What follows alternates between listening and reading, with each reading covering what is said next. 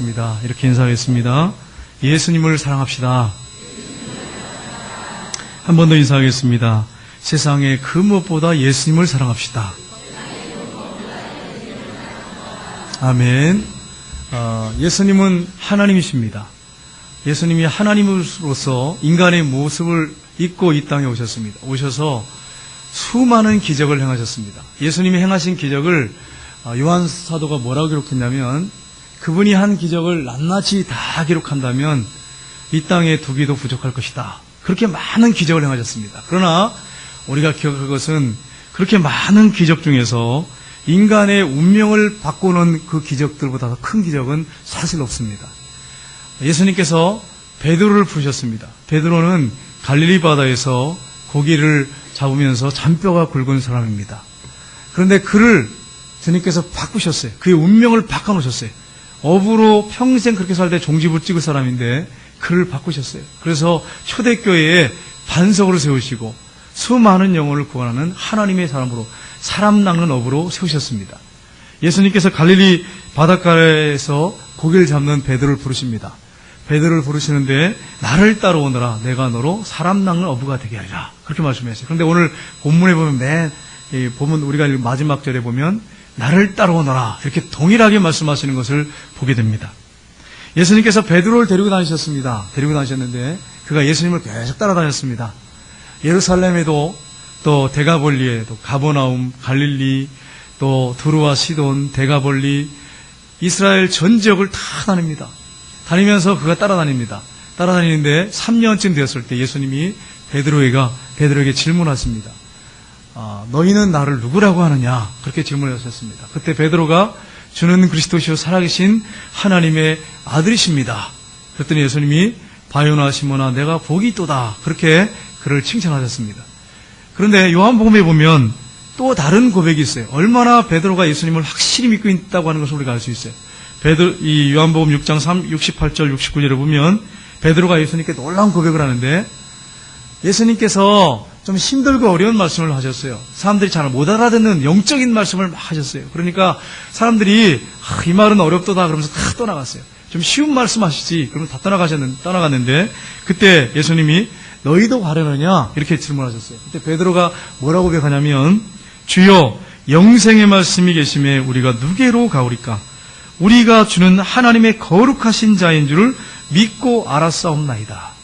그러니까 베드로의 고백을 들어보면 베드로가 확신을 갖고 있구나, 정말 제대로 되는 그런 믿음을 갖고 있구나라고 하는 것을 알 수가 있습니다. 그런데 이렇게 베드로가 확실한 고백을 갖고 바짝 예수님을 따랐지만, 예수님이 십자가에 죽게 되었을 때, 붙잡혀서 끌려갔을 때 그가 어떻게 했습니까? 예수님을 그런 연약한 그 소녀에게 3번이나 모른다고 부인하고 저주하고 맹세하는 그런 일을 그가 행했습니다. 근데 예수님이 그를 버리셨느냐? 버리시지 않으셨어요. 버리시지 않고 십자가에 못 박혀 죽으시고 부활하신 후에 갈릴리 바닷가에서 베드로에게 찾아오셔서 무슨 질문을 하시냐면, 내가 나를 사랑하느냐, 이런 질문을 하세요. 이 질문은요, 그의 전 인생을 완전히 송두리째 흔들어 버리는 질문이 되었습니다. 나중에 실제로 그가 주님을 뜨겁게 사랑하는, 주님을 위해서 목숨을 바칠 수 있는 그런 삶이 됐다고 하는 것을 우리는 그의 그 인생 마지막까지 우리 보면서 알게 됩니다. 오늘 이 본문에서 부활하신 예수님과 베드로의 대화를 통해서 우리에게 원하시는 것이 무엇인지, 주님이 우리에게 원하시는 것이 무엇인지를 우리가 살펴보기로 합니다. 첫 번째는 우리가 주님을 사랑하기를 원한다고 하는 사실입니다. 예수님께서 베드로에게 내가 나를 사랑하느냐 이렇게 질문하셨는데, 이게 원어상에 보면 뭐라고 질문하셨냐면 아가파스메 이렇게 질문하셨어요. 아가파스메, 쉽게 말하면 아가페적인 사랑으로 사랑하느냐, 그래서 아가페스메라고 질문했어요. 네가 나를 그렇게 아가페적인 사랑을 가지고 사랑하느냐 이렇게 질문하셨어요. 그랬더니 베드로가 뭐라고 답변하냐면 필레오데라고 대답합니다. 필레오데란 말은 친구 간의 우정적인 사랑을 가르칠 때 사용하는 단어예요. 필레오라는 단어가. 그러니까 예수님이 뭐라고 질문하신 겁니까? 베드로에게 내가 너를 위하여 십자가에 못 박혀 죽을 정도로 사랑하고 너의 죄를 용서하고 너를 위해서 희생할 정도로 사랑하는 그 아가페적인 사랑으로 너를 사랑하는데 너는 나를 그렇게 사랑하는 거냐? 이렇게 질문하신 거예요. 그러니까 베드로가 찔린 것입니다. 그래서 오늘 말씀해 보시면 베드로가 나중에 3번 계속 동일한 질문하시니까 괴로워하죠. 힘들어합니다. 그리고서는 뭐라고 대답합니까? 이제 이 대답은 무슨 대답이냐면, 주님이 나를 사랑하는 것처럼 나를 그렇게 사랑할 수가 없습니다. 쉽게 말하면 그래. 나는 제자로서 친구 정도의 그 사랑으로서는 사랑할 수 있는데 정말 그 아가페적인 사랑으로, 희생적인 사랑으로는 사랑할 수 없습니다. 근데 이게 왜 이런 대답이 나왔냐면, 자기가 3번이나 모른다고 부인하지 않았습니까? 그러니까 주님 앞에서 자신 있게 당당하게, 주님, 난 주님 위해서 목숨을 바쳐 희생할 정도로 사랑합니다, 이런 고백을 할 수가 없었던 거예요. 그래서 친구 정도, 제자 정도의 사랑으로 사랑할 수 있습니다. 사랑합니다, 이렇게 대답한 건데, 사실은 사랑했어요. 뜨겁게 사랑했어요. 그런데 자기가 한 그 행동이 있었기 때문에, 말이 있었기 때문에 그가 이렇게 자신 있게 대답을 못한 것입니다. 여러분, 우리가 신앙생활 할 때 가장 중요하게 얘기할 게 있어요. 교회에 나와서 교회 출석하는 거 잘하는 겁니다. 우리 성수지를 철저하게 하셔야 돼요. 주일 오전 예배, 11시 예배, 4시 예배 철저하게 하셔야 돼요. 그리고 헌금하는 거 중요합니다. 전도하는 거 중요해요. 봉사하는 거 중요해요. 또 교회에서 사랑하고 섬기는 거 중요합니다. 가장 중요한 게 뭐냐? 다 중요하지만 가장 중요한 게 뭐냐? 예수님을 사랑하는 거예요. 예수님을 사랑하는 거, 주님과의 관계가 가장 신앙생활에서 중요하다고 하는 거예요. 우리가 좀 부족해도 주님을 뜨겁게 사랑하는 것이 가장 중요하다고 하는 것을 잊지 말아야 돼요. 예수님께서 신앙생활의 중심, 핵심에 대해서 말씀하신 구절이 있습니다. 마가복음 12장 30절 그리고 31절에 보면 이렇게 되어 있습니다. 같이 읽겠습니다. 내 마음을 다하고 목숨을 다하고 뜻을 다하고 힘을 다하여 주 너희의 하나님을 사랑하라 하신 것이요, 둘째는 이것이니 내 이웃을 내 자신과 같이 사랑하라 하시는 것이라. 이보다 더 큰 계명이 없느니라. 뭘 말씀하고 있습니까? 하나님을 사랑하고 이웃을 사랑하는 것이 첫 번째라는 거예요. 계명들 많이 있지만 이게 가장 핵심이요, 가장 중요하다, 첫 번째다라고 하는 것을 말씀하고 계십니다. 여러분, 우리가 왜 예수님을 사랑해야 됩니까? 이렇게 질문할 수 있죠. 그게 바로 이 안에 이 구절 안에 들어있어요. 우리 예수님이 우리를 마음을 다하고 목숨을 다하고 뜻을 다하고 힘을 다하고 자신과 같이 우리를 사랑하셨어요. 그게 어디서 나타났습니까? 어떻게 할 수 있습니까? 십자가에서 나타났어요. 하나님의 아들이세요. 이 땅에 내려올 이유가 하나도 없어요.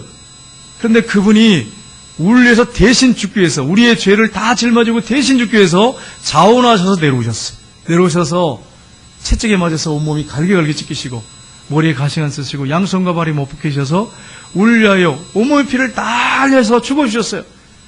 우리를 마음을 다하고 목숨을 다하고 뜻을 다하고 힘을 다하고 자신과 같이 먼저 사랑하셨어요. 그래서 이 사랑을 발견한 사람은 주님 앞에 이 사랑을 바치고 이렇게 사랑하면서 주님을 섬겨야 되는 거예요. 그냥 대충 교회만 왔다 갔다 하는 신앙생활에서는 안 된다고 하는 거예요. 여러분, 요한복음 말씀에 오늘 본문에 예수님이 뭐라고 말씀하셨어요? 내가 나를 사랑하느냐? 내가 나를 사랑하느냐?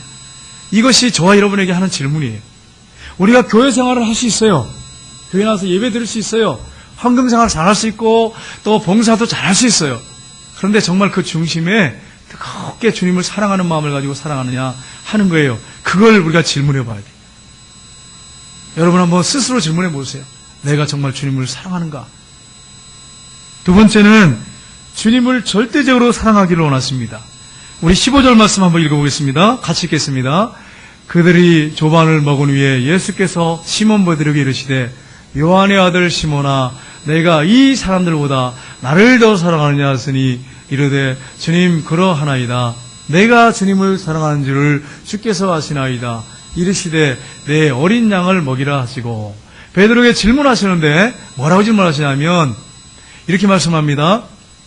이 사람들보다 나를 더 사랑하느냐. 다른 번역 성경에 보면 킹제임스라든지 이런 번역 성경에 보면 내가 이 모든 것들보다 나를 사랑하느냐. 이게 무슨 말이냐면 거기에 베드로의 배가 있었고 그물이 있었어요. 너의 직업보다 나를 더 사랑하느냐? 여기 있는 모든 사람들보다 더 나를 사랑하느냐?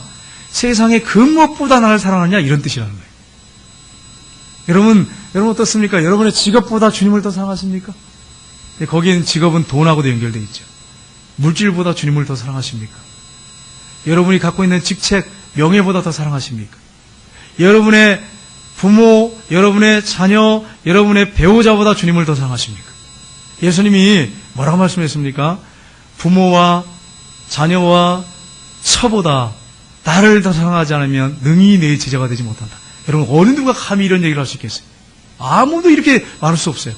부모보다, 자식보다, 배우자보다 나를 더 사랑해야 된다. 누가 감히 이렇게 얘기할 수 있어요? 이 세상에 어느 누구 그렇게 말할 수 없어요. 우리를 위해서 죽은 사람만이 이렇게 말할 수 있는 거예요. 나를 위해서 희생한 사람만이 이렇게 말할 수 있어요.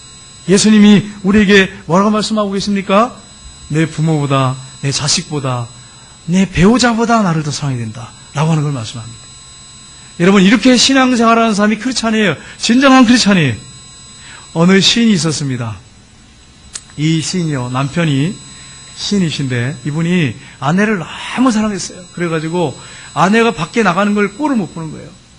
그 나가면 매일 전화하는 거예요. 전화해가지고 하루에도 그냥 몇십 통씩 전화하는 거예요. 근데 왜 전화하냐면 너무 사랑하니까 그 음성 들으려고. 여러분 부러우시죠? 예. 그렇게 사랑하면 얼마나 정말 행복하겠어요. 그렇게 사랑해야죠, 사실. 배우자를 정말 사랑해서 음성만 들어도 행복합니다. 이래야지. 음성 듣기도 싫습니다. 이렇게 나올 정도면. 이거 심각한 수준이에요. 그래, 너무 사랑해가지고 전화를 하는 거예요. 오직하면 그 아내를 해서 시까지 졌어요. 뭐라고 졌느냐.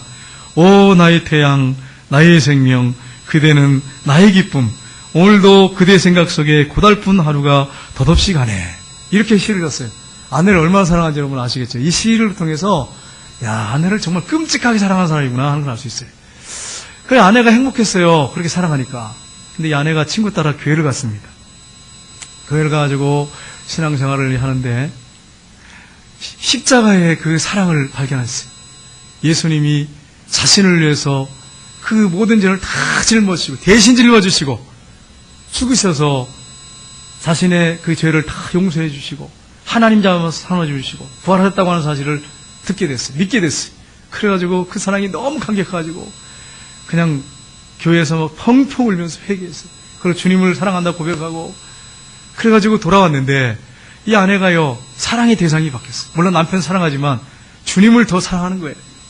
예수님 그러면 눈물이 주룩주룩 흘러야 돼요. 얼마나 사랑하면. 남편이 가만히 보니까 아내가 바뀌었어. 근데 가만히 보니까 자기를 정말 사랑해야 되는데 자기를 사랑하는 게 아니라 예수님을 더 사랑하는 거예요. 자기 사랑하는 건 사랑하는데 예수님을 더 사랑하는 거예요. 화가 막 나는 거예요. 화가 너무너무 났어. 아니 그 예수라는 사람이 누구야? 그 예수라는 사람이 내 사랑을 뺏어갔네. 그러면서 막 화를 내면서 목사님을 만났어요. 만나가지고 예수라는 사람이 내 아내의 사랑을 뺏어갔습니다. 어떻게 할 겁니까?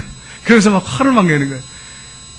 막 화를 내니까 목사님이 지렇게 대답했어요. 거기서 말 잘못하면 큰일 나잖아요. 목사님이 뭐라고 대답하냐면 그러면 교회 오셔가지고 그분께 사랑을 뺏어갔으니까 그분께 사랑을 되돌려달라고 기도하십시오. 그러면 되돌려줄 겁니다.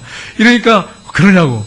그래가지고 이분이 아내하고 교회 왔어요. 와가지고 무슨 기도했겠어요? 하나님 아내에게서 뺏은 그 사랑을 되돌려 주십시오.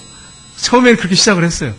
근데 한 주두지 나오다가 설교를 듣다 보니까 예수님이 자기를 위해서 목숨을 주셨다는 거예요. 십자가에서 피 흘려 죽으셨다는 거예요. 자기를 위해서.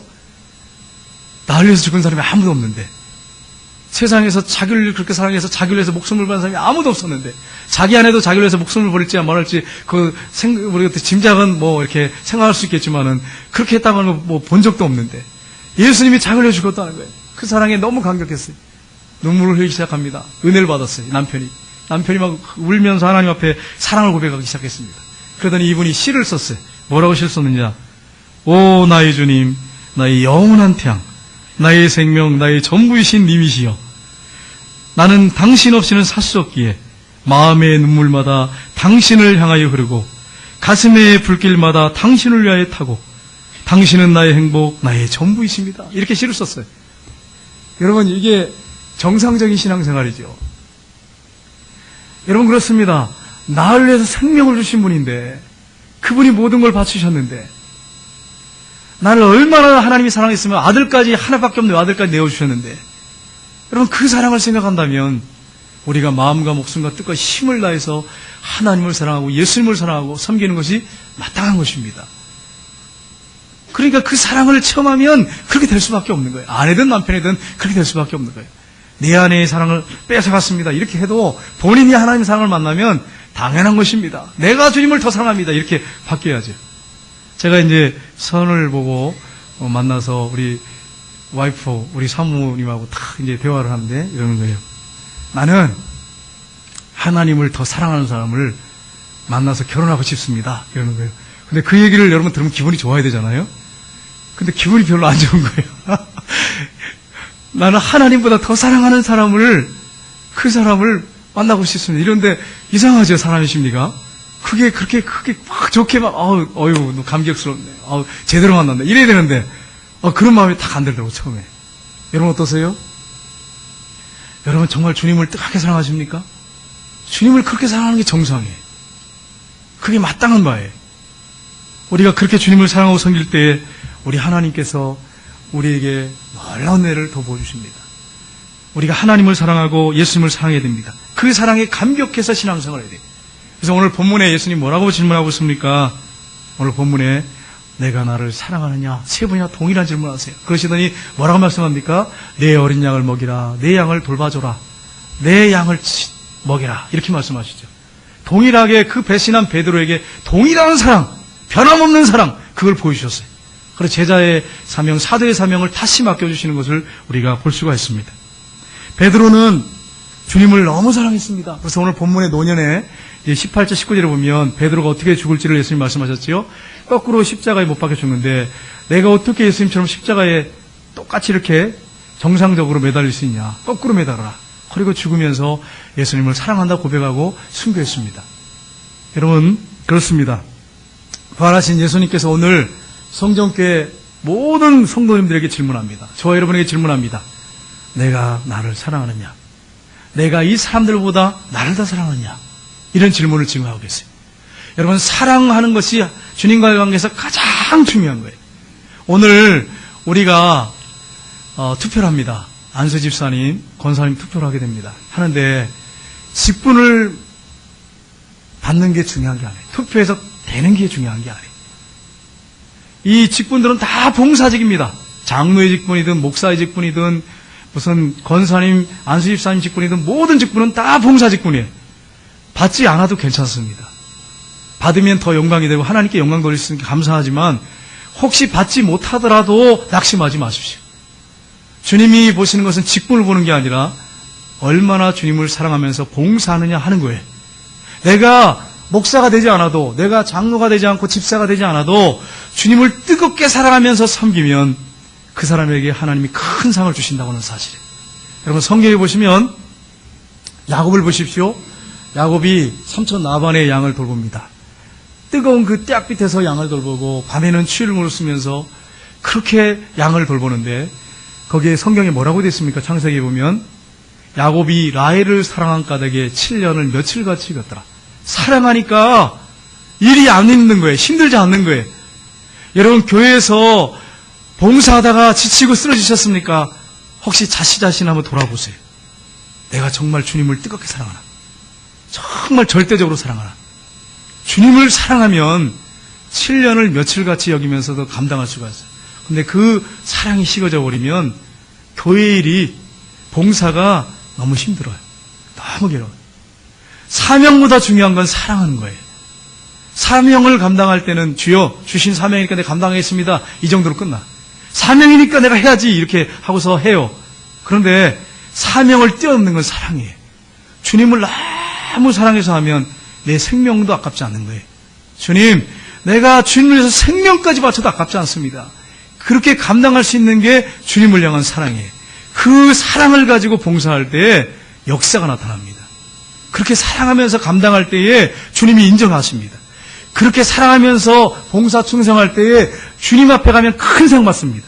우리가 이런 사실을 기억하고 오늘 우리가 투표를 하는데 절대로 시험 드는 사람 없고 낙심하는 분이 없길 바랍니다. 그리고 내가 정말 주님을 사랑하는가를 점검하면서 어떤 직분이 주어지든지 되든지 안 되든지 관계없어요. 내가 주님을 사랑하면서 이 사명을 감당했구나. 그 마음을 여러분이 가지시고 감당할 때에 놀라운 하나님의 은혜가 여러분에게 있고 저에게 있기를 주님의 이름으로 축복합니다. 기도하겠습니다.